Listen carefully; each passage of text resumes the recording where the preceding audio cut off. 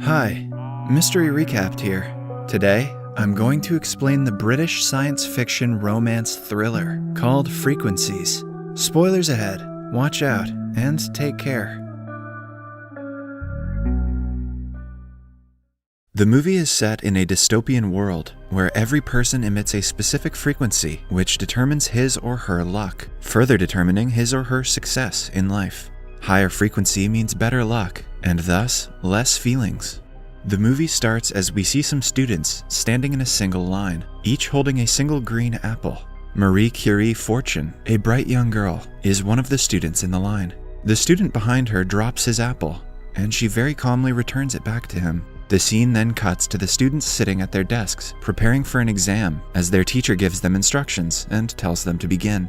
Just then, all the students put on their respective blindfolds and begin working on the test. After the test is over, the teacher announces their names individually and hands them their results. Outside, the students discuss the result among themselves. Marie Curie proudly boasts her score of 127, while her friends receive scores far lower than hers. One of Marie's arrogant friends then introduces her to Isaac Newton Mitchell, who introduces himself to Marie as Zach. Marie is told that Zach has a frequency of -7. The arrogant friend wanted them to meet as they have exact opposite frequencies, extreme high and extreme low. As they stare at each other, it starts raining abruptly. The teacher then calls Zach, as his mother has come to meet him. It turns out that high-frequency people and low-frequency people repel each other. From the moment Zach met Marie to the time the teacher calls Zach back was exactly 1 minute, which means they can only be in contact for no longer than a minute.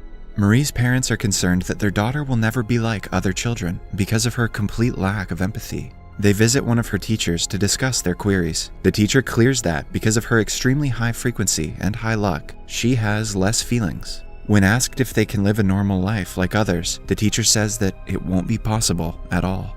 Fast forward into the future, and we see an older teenage Marie presenting her science project to the same teacher, Miss Anderson. It is a device that can analyze frequencies of two opposite-sex people and tell if they are compatible or not. The therapist praises her ingenuity and says that it might also help people make friends, and that she herself should try to use it.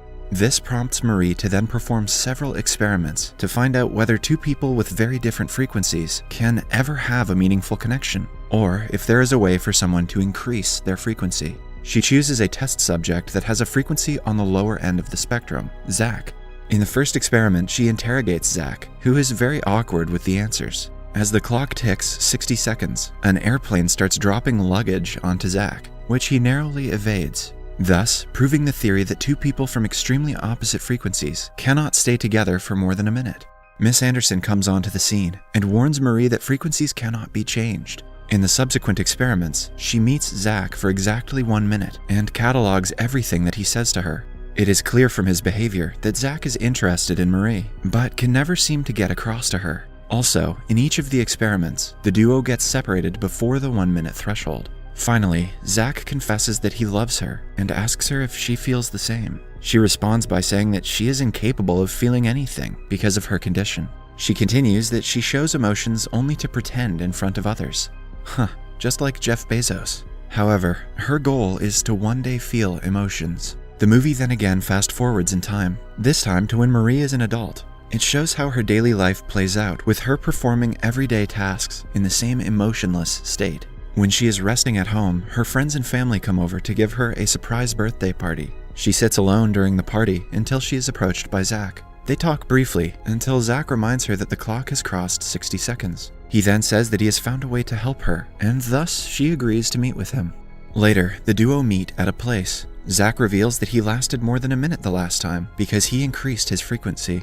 He then tells Marie that there is a way for her to be able to connect with other people by lowering her energy levels. He explains that it will require physical contact. Oh, sneaky, Zach. She is skeptical at first, but since she is eager to experience some form of emotion, she lays her hand on the table, and then Zach grasps it in his. Marie is completely overwhelmed. She feels something, but cannot describe it, because she doesn't know what it feels like to experience emotion. She feels unwell and lets go of his hand, but realizes that holding hands had actually made her feel better. Since they have been talking for way more than the designated 60 seconds, nature begins to rebel, and Marie, feeling overwhelmed, kisses Zach. We then experience the story from Zach's perspective. The boy at the beginning who dropped the apple was Zach himself, and he liked Marie from the start. When the teacher calls in Zach from the playground to meet his mother, it was so that they could discuss his future in the institute with Miss Anderson. She recommends that Zach be shifted to a different facility because his frequency is too low and that he will never fit in with the others. Zach adamantly refuses.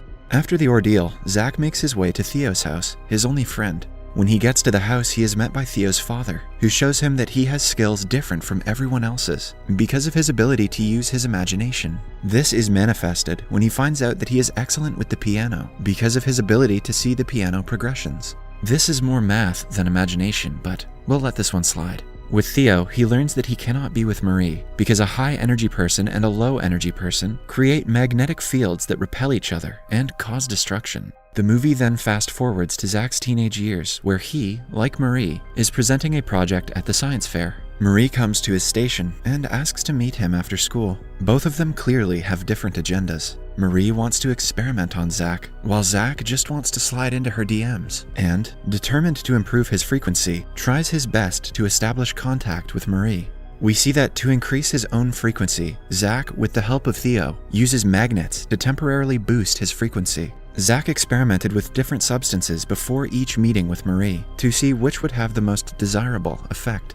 However, they didn't help much, as Marie admitted to feeling nothing towards Zach. Fast forward again to when Zach is an adult. He presents a groundbreaking theory that redefines the concept of frequencies. He tells the professors that every high-frequency person can experience emotion if they believe in it. Unfortunately for him, no one buys his idea. This is how I imagine global summits about the climate crisis play out. Zach again meets with Theo to find ways to improve his frequency. They experiment with different compounds, but unexpectedly realize that particular sound waves can boost frequency for a short period of time. To test this hypothesis, he is sent by Theo to meet Marie at her birthday party. While departing, Theo gives him a device with code words to activate the sound waves, thus giving him an additional 5 seconds more this time. During their conversation, he's also wearing a microphone through which he can hear Theo giving him new words. Everything comes full circle when both of them kiss. The intimacy has the effect of reducing Marie's frequency and quelling the revolt of nature. The couple then make love for the first time. All this while, Zach keeps getting the secret words on his device, which extends his time with Marie. I'd sure like to know what those words were. They begin to spend more time together. During their time together, Marie experiences some bouts of unluckiness, such as missing her train.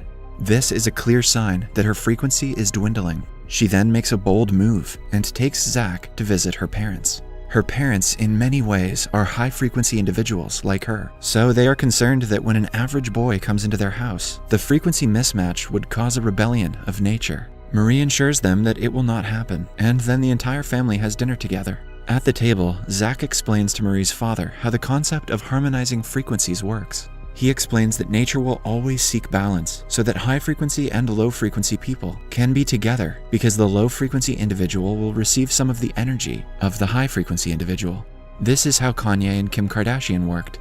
This will cause uniformity and everyone can be the same level. He then presents his device to Marie's father and explains how it works. It basically takes the frequency mismatch between the people in the surroundings and presents a 2-syllable word that can help balance out the frequency. Marie's father is very excited to hear that a device can be used to achieve complete balance. He believes that the device would render the concept of high energy and low energy to be useless, thus giving everyone justice. In fact, Marie's father is so confident in the idea of universal balance that he puts together a research team to improve the device's functionality. The team consists of some of Zach's old schoolmates. However, they soon discover a strange side effect. If one asks anyone to do anything after saying the 2-syllable word, they will do it involuntarily. While Zach and Marie's father try to figure out how to fix the glitch, Marie comes to a realization that when Zach met her at her birthday party, he was using carefully selected words to lower her frequency. Then, with the 2-syllable word and a meek request, he subconsciously compelled her to fall in love with him. Marie's father is furious at Zach for manipulating his daughter like that. To his defense, Zach says that he had no knowledge of the side effect and that the entire thing was a misunderstanding. Ironically, this is also what Bill Cosby said. Needless to say, Marie's father disbands the team and makes everyone sign a contract to drop the idea of experimenting with the device. He also forbids Zach from seeing Marie again. One day, upon returning to his room, Zach finds some men in his room. One of the men says that they're from the government. He even has the same device that Zach invented. The man then asks Zach 3 questions, and he can only respond by nodding his head. Zach realizes that the questions the man was asking were phrased in such a way that they would ensure he was telling the truth. Zach doesn't understand how that is possible, because no one else was privy to the work they had been doing with his device. The man then offers Zach a job. After Zach reaches the secret place, the man explains that the government has set up a secret team. He stresses that the team needs to neutralize the threat, known as the Manual, which is the name given to the 2-syllable generator device. The team consists of the team that Marie's father set up before, since only they knew how it worked. The government agent then tells them the story of how his technology had surfaced several times in the past and caused devastation, but had always been obscured from the public to keep the balance and peace. He knew that it would inevitably be rediscovered and that, again, they would have to bury it in secrecy. Over the next few days, the team works very diligently, trying to figure out how to overcome this problem.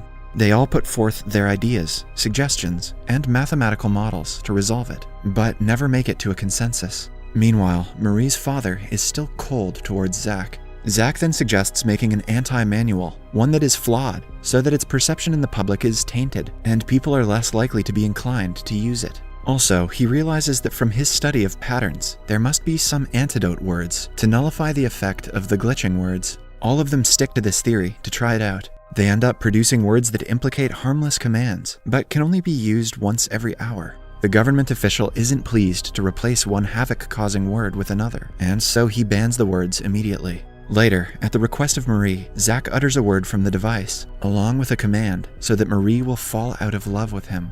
However, she says that nothing has changed. When the government agent comes to know that Zach tried manipulation again, he is locked into confinement and is forbidden to speak with anyone. In the state of solitary, however, Zach's mind begins to wander the depth of his knowledge and procure everything he knows on the subject to find a solution, an antidote. Thoughts and cacophonous sounds whiz through his mind until the solution becomes clear to him. He knows where to find the antidote. Desperate to find it, Zach lures the guard into his room and utters a single word that freezes him in place. Zach has become a goddamn Jedi. He then escapes the secret facility. He makes his way to Theo's father's home, where he knows he will find the antidote. Theo's dad realizes that Zach has figured it out and offers to help him.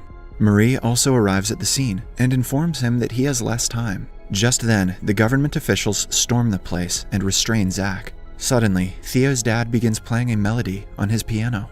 When asked what he is doing, he replies that he is simply giving them the antidote. He then challenges them to use any word while he is playing. The government official does so, and to their surprise, it makes no difference. This is exactly how Wonderwall works. Theo's dad then reveals that when Mozart plays, everyone is in the same frequency. He continues by saying that music neutralizes the power of words, and that Mozart immunized people against the book that contained the words. In short, music resets everything, especially Island Boy by the Pineapple Brothers. The final segment is shown from Theo's perspective. It is revealed that he was the one who dropped the apple, so that Zach would talk to Marie. It is also revealed that Theo has exactly average frequency. What follows is an interesting dynamic between Theo and his dad. His dad believes that humans can escape the entrapment of machine-like thinking by using imagination and their concept of free will. Theo, on the other hand, believes that all humans are machines, and they can be very predictable. All of Theo's work during the course of the movie has reflected this very mindset, from his helping Zach control frequencies to his science project that was obstructed by the Zach-Marie attraction. Elsewhere, Marie and Zach are together and get their results back from the doctor, who gives them doses of Mozart, Bach, and Pachelbel as medicines. What, no Nickelback? The doctor also confirms that Marie's feelings are not due to manipulation. The movie ends on a high note when Theo believes he has figured out the universal symphony, a complete knowledge of things that will allow him to predict how any interaction or event is going to happen. So, that leaves the question, did anyone in the movie ever have free will? Or were they just the product of their frequencies? This is getting too deep for me. I'm out.